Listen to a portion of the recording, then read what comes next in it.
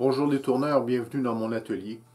Alors, il y a quelque temps, j'ai travaillé avec du chêne blanc et puis j'ai été déçu de la couleur. Le chêne blanc, sauf exception, est un bois que je vais appeler terne. C'est-à-dire que c'est pas un bois qui est super agréable à travailler en tournage. C'est pas un grain qui est particulièrement intéressant non plus. Et puis, si on essaye de mettre un peu de couleur, ça peut être risqué. Et j'ai obtenu un beau succès, alors je vous explique. Alors, j'ai utilisé de la teinture aniline. Alors, la teinture aniline, c'est un sachet de poudre. Il vient avec une recette, donc la quantité d'eau, la poudre. Vous faites la petite recette et finalement, vous conservez dans un pot maçon, pot de vitre avec bouchon et tout, et vous identifiez. Et j'ai une couleur rouge qui est dans l'atelier depuis possiblement 20 ans, entreposée dans un bureau, pas au soleil du tout. Et le truc, c'est pas corrompu et ça fonctionne très bien. Alors aujourd'hui, j'ai tourné plusieurs petits articles de chêne blanc et le but que je poursuis, c'est d'essayer de la couleur. Je ne suis pas celui qui colore, qui met de la couleur sur ses projets, mais je vais l'essayer. Donc, on va avec la couleur et ensuite les étapes cire, huile et ce genre de détails. Donc, on commence. Donc, en réalité, c'est tout simple. Ce qui va arriver, c'est que l'eau va s'évaporer et la couleur va rester.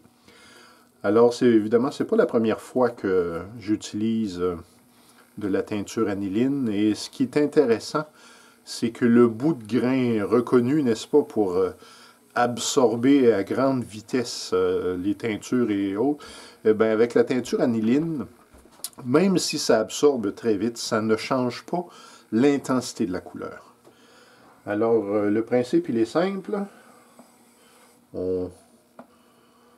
On colore et on laisse sécher.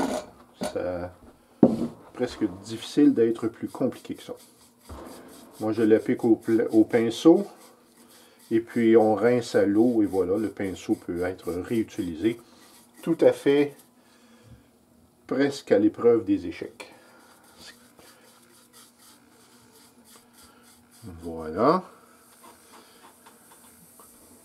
Alors, comme c'est de l'eau, on n'hésite pas. Excusez, on prend l'essuie-tout et tout de suite, on enlève, on éponge.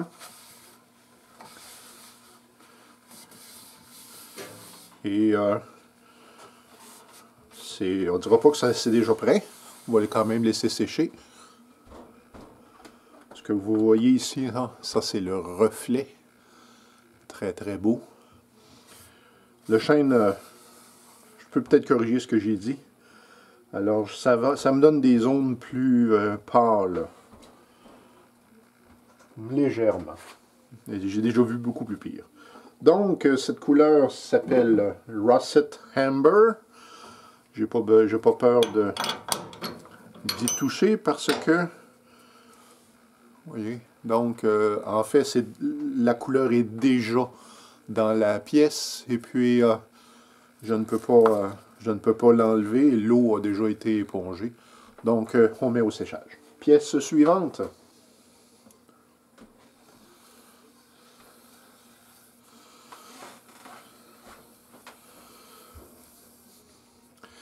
Cette couleur s'appelle chêne fumé et mon frère a un set de cuisine exactement cette couleur-là. Ça donne un genre de orangé lorsque c'est sec. Alors cette couleur c'est brun acajou.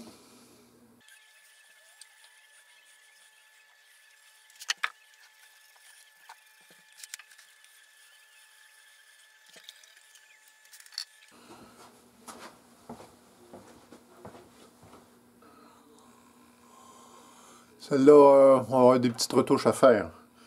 Je remarque que dans le fond, là, il y a des endroits où ça n'a pas pénétré. Ça, c'est de la teinture Red Cherry, décembre 2002.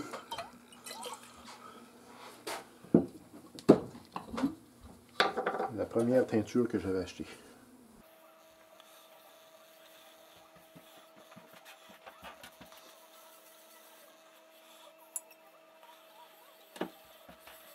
Donc, on va être au séchage pour une trentaine de minutes, pour peut-être 1 heure. Et puis, voilà. Alors, si je regarde de près, alors ici, je remarque que j'ai des petites zones blanches, mais c'est presque uniforme. Ça pourrait éventuellement rester là. Ce n'est pas inintéressant. Cette couleur... Évidemment, la couleur va changer un peu avec la finition. Si vous remarquez, c'est pas tout à fait sec. J'ai bien hâte de voir ce résultat. Et c'est surprenant, lui. Je déteste pas la couleur. OK, on laisse sécher et puis après on continue. D'accord, alors, donc voilà 12 heures de séchage. Alors, ceci... c'est fini à la cire d'abeille et à l'huile minérale. Je vous donne la formule si vous êtes intéressé. Alors, c'est de la cire d'abeille, une partie, et 4 parties d'huile. Mais c'est fait au poids. Alors, si vous aviez...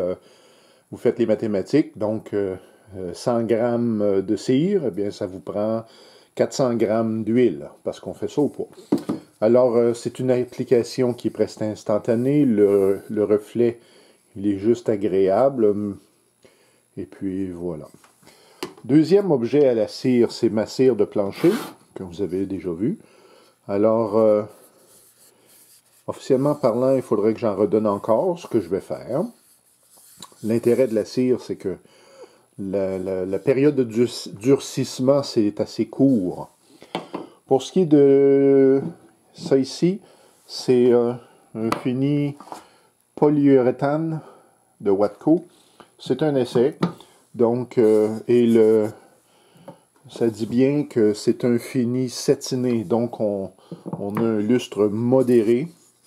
Et donc, la première couche a été absorbée par le bois. Mais je vais continuer.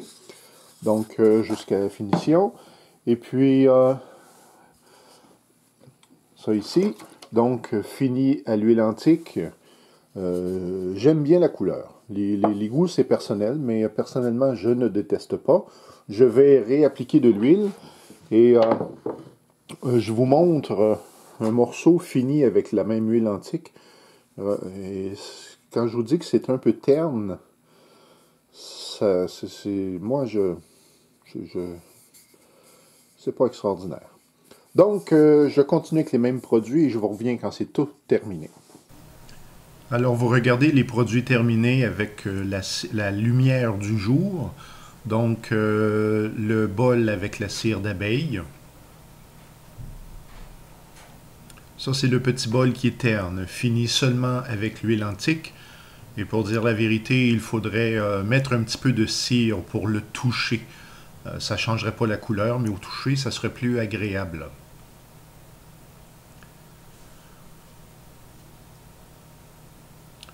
Le petit bol orange a très très bien sorti, j'apprécie beaucoup.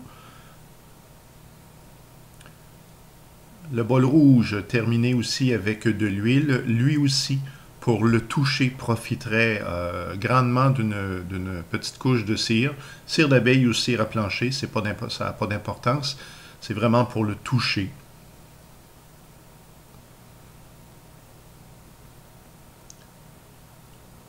La pièce suivante avec terminée au polyuréthane satiné. Ça aussi, en réalité, j'ai fait un ponçage, un dernier ponçage avec un grain 800. Le toucher est très bien, très doux, mais justement, le lustre pourrait bénéficier de cire, certainement. On termine avec quelques photos prises d'un peu plus loin. Alors, si ma vidéo vous a été utile, s'il vous plaît, cliquez sur le pouce en l'air. C'est toujours agréable d'avoir votre pouls. Et au plaisir de se voir bientôt.